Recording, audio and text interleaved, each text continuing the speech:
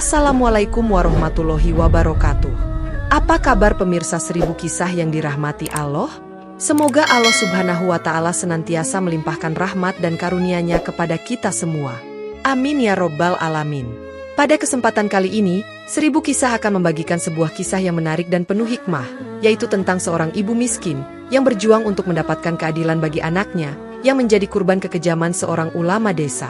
Lalu, seperti apa kisah selengkapnya? Tonton terus video ini sampai selesai, supaya tidak salah pemahaman.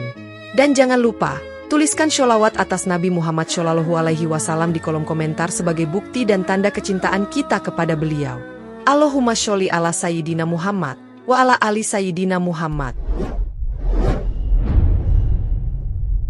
Di sebuah desa, terdapat seorang janda yang tinggal bersama putrinya yang berusia 9 tahun. Kehidupannya sangat sulit, dan ia harus bekerja keras mencuci piring di rumah-rumah orang lain untuk menghidupi dirinya dan anaknya. Meski ia tidak berpendidikan tinggi, ia adalah wanita yang sangat baik dan solehah. Setelah suaminya meninggal, ia tidak mampu memberikan pendidikan sekolah formal kepada putrinya, tetapi ia sangat ingin agar anaknya mendapatkan pendidikan agama yang baik. Suatu hari, ibu tersebut membawa anaknya ke masjid untuk menemui ulama desa. Ia memohon kepada ulama tersebut untuk mengajarkan Al-Quran kepada putrinya, karena impiannya adalah melihat anaknya menjadi hafizah Al-Quran. Setiap pagi, ia meninggalkan anaknya di masjid untuk belajar, sementara ia bekerja di rumah-rumah penduduk desa. Sore hari, ia pulang ke rumah dan menemukan anaknya sudah kembali dari masjid. Karena lelah, ia jarang berbicara panjang lebar dengan putrinya dan hanya meminta anaknya untuk tidur lebih awal, begitu juga dirinya. Hari-hari berlalu dengan rutinitas yang sama hingga suatu pagi, ketika ia membangunkan putrinya untuk pergi ke masjid, anaknya menolak. Anak itu bersikeras bahwa ia tidak ingin pergi belajar di masjid lagi. Mendengar ini, ibu menjadi marah dan bertanya mengapa anaknya tidak ingin belajar, padahal ia bekerja keras setiap hari untuk memastikan anaknya mendapatkan pendidikan agama secara gratis dari ulama. Anak itu menjawab bahwa ia lebih memilih membantu ibunya bekerja daripada pergi ke masjid. Merasa kecewa dan marah, sang ibu menampar anaknya dan berkata bahwa ia ingin putrinya menjadi seorang hafizah Al-Quran, agar bersinar di dunia dan akhirat. Ia memperingatkan anaknya agar tidak berkata seperti itu lagi. Dengan marah, ia menggandeng tangan anaknya dan memaksa membawanya ke masjid. Dalam perjalanan, ia terus memarahi putrinya, mengingatkan untuk fokus pada pendidikannya dan tidak membuat masalah. Meski anak itu terus menangis, mereka tiba di masjid. Anak itu berusaha melepaskan tangan ibunya, mengatakan bahwa ulama tersebut bukanlah orang baik, tetapi ibunya tidak mau mendengarkan. Ibu mengira anaknya hanya mencari alasan untuk tidak belajar. Dengan tegas, ia menyeret anaknya masuk ke dalam masjid. Di desa tersebut, terdapat sebuah masjid kecil di mana ulama desa mengajarkan anak-anak membaca Al-Quran. Ulama itu sering terlihat mengawasi anak-anak dengan tatapan tajam, termasuk putri yatim tersebut. Melihat anak yatim itu menangis, ulama di masjid menatapnya dengan tajam. Tatapan tersebut membuat anak tersebut ketakutan, air mata mengalir dari matanya. Sang ibu, yang tidak menyadari alasan ketakutan putrinya, meminta ulama tersebut untuk menjelaskan betapa pentingnya belajar Al-Quran bagi kehidupan seorang manusia. Dia mengeluh bahwa dia merasa kewalahan dengan keengganan anaknya untuk belajar. Ulama tersebut melihat sekilas ke arah anak itu dan ibunya, lalu berkata bahwa setelah mengajar anak-anak lain, dia akan menyisihkan 1 jam untuk memberikan penjelasan kepada anak ini tentang pentingnya membaca Al-Quran. Mendengar ini, anak itu merasa semakin takut, tetapi ibunya, dengan penuh keyakinan, menyerahkan tangan putrinya ke tangan ulama tersebut dan meninggalkan masjid. Sepeninggal ibunya, anak yatim tersebut semakin tenggelam dalam keheningan. Dia menjadi mudah terkejut dengan suara sekecil apapun dan hanya merasa aman ketika tidur bersama ibunya. Setiap malam, dia sering berbicara dalam tidurnya, memohon kepada ulama untuk tidak menyakitinya. Sang ibu tidak memahami ketakutan anaknya, berasumsi bahwa ulama hanya memarahi anaknya sehingga membuatnya seperti itu. Dia tidak menyadari ada sesuatu yang jauh lebih buruk sedang terjadi. Ketika melihat putrinya di rumah, dia selalu tampak ketakutan dan pendiam, dengan wajah yang pucat. Meski begitu, ibu tidak pernah bertanya mengapa putrinya begitu ketakutan dan tidak ingin pergi ke masjid. Sang ibu tidak pernah curiga bahwa ada sesuatu yang salah dengan ulama tersebut. Dia hanya mengira putrinya enggan belajar karena sifat malasnya. Pada suatu hari, Allah menakdirkan kejadian yang berbeda. Putrinya tidak kembali dari masjid seperti biasanya. Sang ibu beranggapan bahwa ulama sedang memberikan nasihat tambahan tentang pentingnya membaca Al-Quran, sehingga putrinya pulang terlambat. Anak itu memang sering pulang terlambat dan langsung masuk kamar sambil menangis. Sang ibu tidak bertanya lebih lanjut, mengira ulama hanya memarahinya. Dia justru semakin khawatir dan berdoa kepada Allah agar putrinya memiliki semangat untuk belajar Al-Quran. Namun, hari itu telah berlalu lebih dari 2 jam, dan anaknya belum juga kembali. Khawatir akan keselamatan anaknya, sang ibu memutuskan untuk pergi ke masjid dan melihat apa yang terjadi. Saat tiba di pintu masjid, dia bertemu dengan seorang pria yang sedang menutup pintu. Sang pria, dengan wajah pucat, bertanya kenapa putrinya belum kembali ke rumah. Dia mengatakan bahwa dia melihat anak itu pergi sebelumnya, namun tidak tahu mengapa dia belum sampai di rumah. Mendengar hal ini, hati sang ibu berdebar kencang. Ibu merasa bingung dan berkata kepada pria itu bahwa mungkin dia salah mengira, karena ulama sering memberikan nasihat panjang kepada putrinya agar dia rajin membaca Al-Quran. Pria tersebut menyarankan sang ibu untuk masuk ke masjid dan bertanya kepada ulama tentang keberadaan putrinya. Namun, ekspresi wajah pria tersebut menunjukkan ketidaknyamanan. Dia terus-menerus mengelap keringat di dahinya. Dia mengatakan bahwa masjid sudah kosong, dan menyarankan sang ibu untuk pergi ke rumah ulama untuk mencari jawaban. Ibu tersebut merasa sangat cemas tentang keadaan putrinya. Ketika sang ibu pergi ke rumah ulama, istri ulama yang membuka pintu dan mengatakan bahwa suaminya belum pulang. Istri ulama menjelaskan bahwa suaminya biasanya pulang larut malam karena setelah mengajar anak-anak di masjid, dia pergi ke rumah kepala desa untuk mengajar anak-anak mereka. Mendengar penjelasan ini, hati sang ibu serasa berhenti berdetak. Ia dilanda kecemasan yang luar biasa dan segera pulang ke rumah dengan perasaan cemas. Setibanya di rumah, ia terkejut melihat putrinya dalam kondisi yang mengenaskan. Anaknya tergeletak lemah, rambutnya berantakan, dan wajahnya penuh dengan luka. Ibu itu segera memeluk putrinya, hatinya dipenuhi kekhawatiran yang mendalam. Ia bertanya, "Anakku, apa yang terjadi padamu? Apakah seseorang menyakitimu?" Dengan susah payah, anak itu menganggukkan kepala dan berbisik bahwa ulama yang melakukannya. Air mata mengalir deras dari mata anak itu saat ia mengucapkan kata-kata terakhirnya. Ibu itu akhirnya mengerti mengapa putrinya tidak mau pergi ke masjid. Ia menangis pilu sambil memangku tubuh anaknya yang sekarat, bertanya mengapa anaknya tidak memberitahunya lebih awal. Tangisan ibu tersebut menggema dengan keras, memanggil perhatian para tetangga. Pria dan wanita dari sekitar berkumpul di rumahnya, terkejut melihat tragedi yang baru saja terjadi. Tidak ada yang menyangka bahwa anak yang ceria itu akan menemui akhir yang begitu tragis. Orang-orang hanya bisa saling berpandangan antara sang ibu yang kehilangan akal dan tubuh anak yang sudah terbujur kaku dalam kain kafan. Desa itu dipenuhi dengan orang-orang yang membicarakan kejadian ini. Mereka merasa iba dan kaget mengetahui bahwa anak itu pergi ke masjid untuk belajar Al-Quran namun mengalami perlakuan buruk hingga meninggal. Setelah beberapa saat menangis, ibu itu mulai bisa mengendalikan diri dan mendengar percakapan orang-orang di sekitarnya. Dengan tegas, ia mengatakan bahwa ia tahu siapa yang bertanggung jawab atas kematian putrinya dan bersumpah akan membawa pelakunya ke pengadilan. Ia bertekad memberikan keadilan bagi anaknya, meyakini bahwa orang tersebut bukanlah manusia, tetapi seekor serigala yang menyamar sebagai manusia soleh. Orang-orang yang hadir menatap ibu itu dengan penuh rasa ingin tahu dan bertanya-tanya, siapa yang telah melakukan perbuatan keji tersebut. Mereka ingin melindungi anak-anak mereka dari bahaya seperti itu. Saat itulah, ulama desa tersebut memasuki rumah ibu itu. Melihat ulama itu, ibu tersebut menjadi marah dan matanya berkilat penuh kebencian. Ia berlari dan meraih kerah baju ulama tersebut. Orang-orang di sekitarnya terkejut melihat tindakan berani ibu itu. Mereka segera menariknya dan menanyakan apa yang sedang dilakukannya, bertanya bagaimana ia bisa bersikap seperti itu terhadap ulama. Ibu tersebut terus menangis dan berteriak kepada semua orang, menjelaskan bahwa ulama itulah yang telah membunuh putrinya dan melakukan pelecehan terhadapnya sebelum meninggalkannya untuk mati. Ia menyesali keputusannya yang mempercayakan anaknya kepada ulama itu, menyebutnya sebagai serigala yang memangsa anaknya tanpa belas kasihan. Orang-orang yang mendengarnya bingung, menatap ulama dan ibu tersebut. Ulama desa itu dikenal sebagai orang yang sangat dihormati dan dianggap soleh. Tidak ada yang pernah membayangkan bahwa dia bisa melakukan perbuatan sekeji itu. Seluruh desa menghormatinya, dan reputasinya tidak pernah dipertanyakan sebelumnya. Namun, tuduhan yang dilontarkan ibu itu membuat semua orang terkejut dan bingung.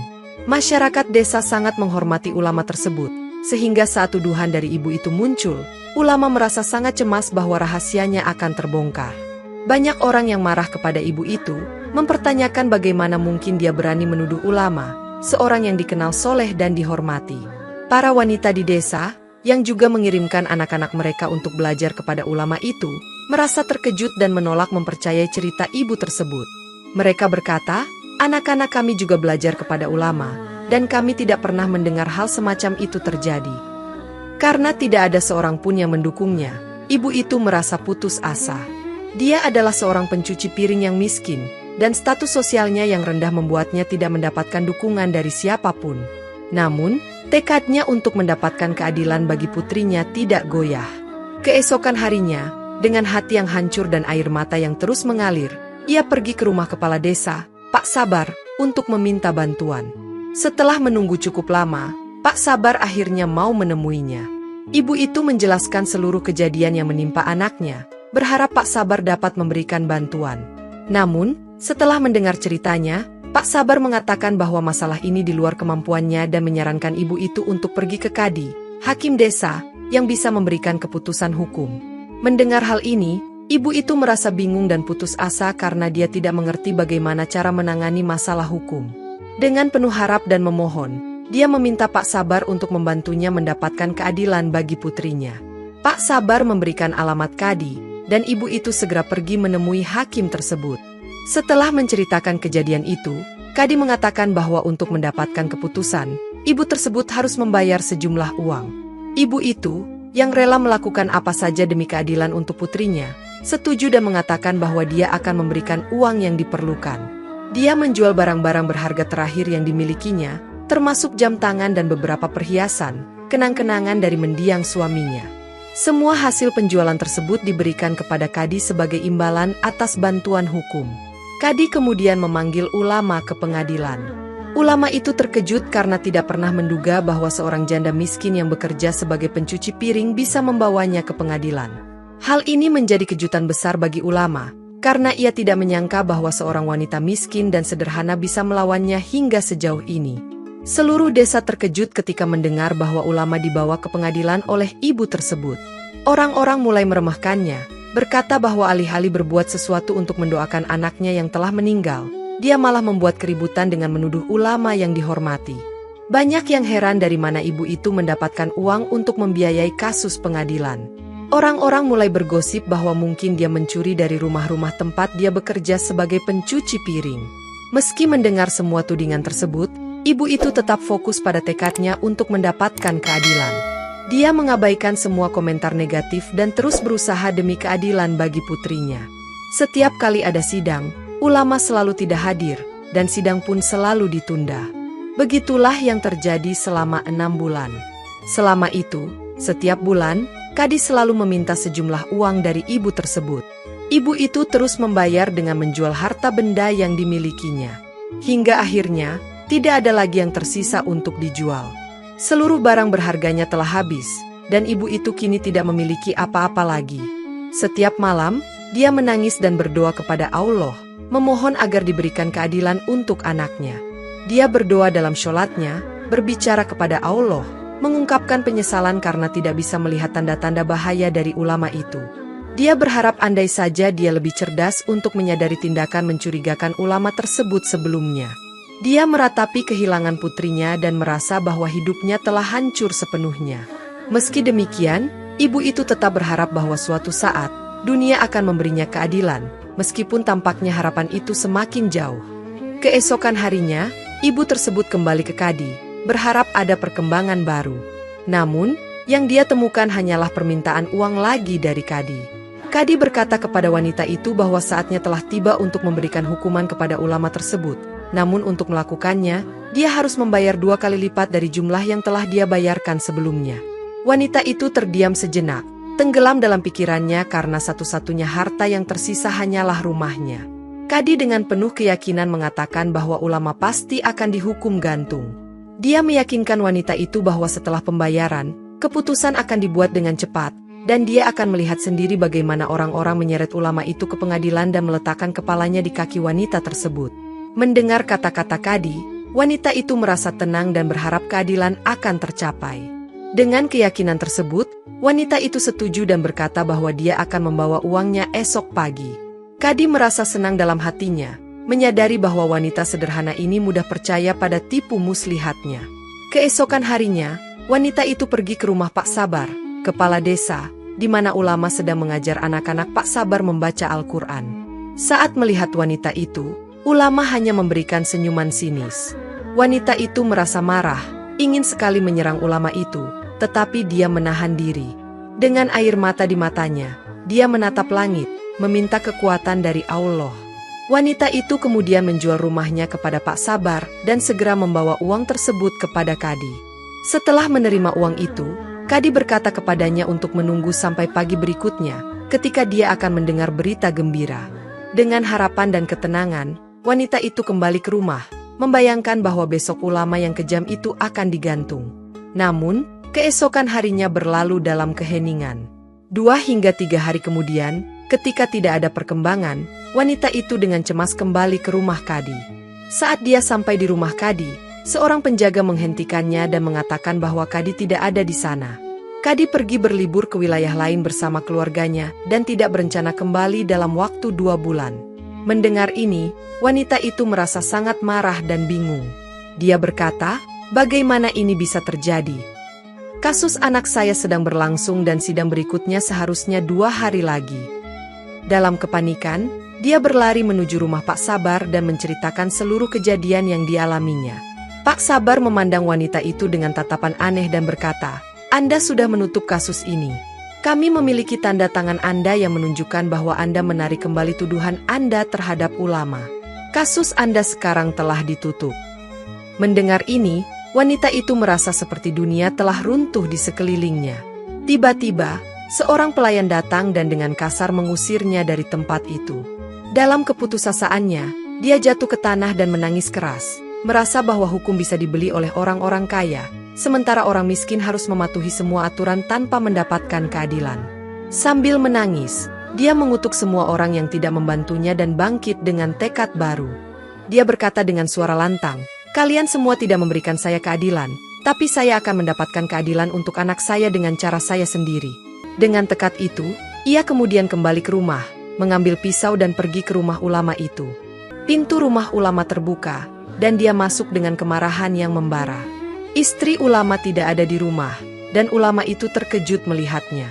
Dia terdiam melihat wanita itu masuk dengan tekad di matanya dan pisau di tangannya. Wanita itu, dengan amarah yang membara dan pisau di tangan, seperti seekor singa betina yang marah. Saat ia menyerang ulama itu menangkap tangannya dan menampar wajahnya dengan keras. Meskipun demikian, wanita itu tidak menyerah.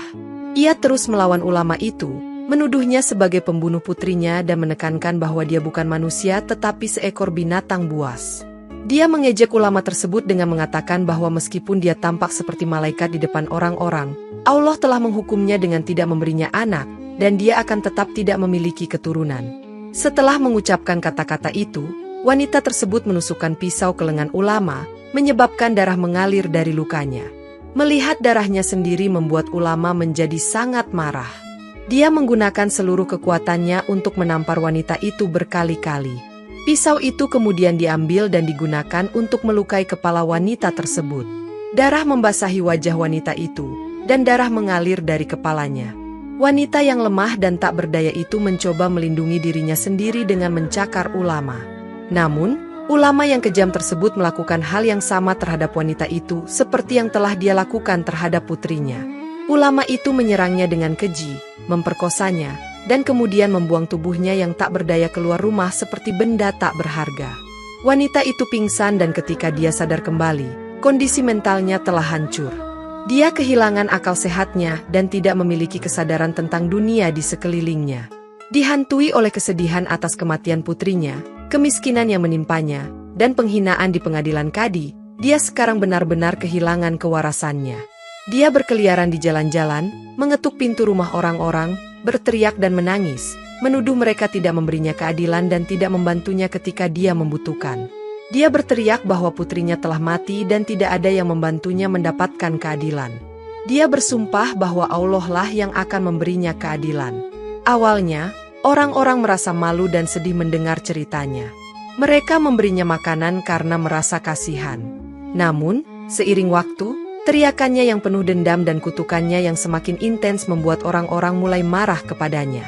Mereka mulai melemparinya dengan batu, mengusirnya, dan menganggapnya sebagai pengganggu dan sudah gila. Wanita itu tetap kelaparan dan haus, berkelana tanpa arah hingga suatu hari dia ditemukan meninggal di tumpukan sampah. Orang-orang yang merasa kasihan padanya akhirnya menguburkannya. Kematian wanita itu sama sekali tidak mengusik ulama. Pada hari penguburannya, terjadi gempa besar di desa tersebut, menyebabkan penduduk ketakutan. Retakan besar terbentuk di tanah, dan orang-orang berlari keluar rumah sambil mengucapkan doa memohon perlindungan Allah. Di tengah kepanikan, terdengar suara jeritan dari rumah ulama. Istrinya berteriak histeris. Orang-orang bergegas menuju rumah ulama. Ketika mereka sampai di sana, pemandangan yang mereka lihat membuat mereka merinding ketakutan dan menyesali perbuatan mereka. Sebuah retakan besar telah terbentuk di rumah ulama, dan tubuh ulama terjebak di dalamnya.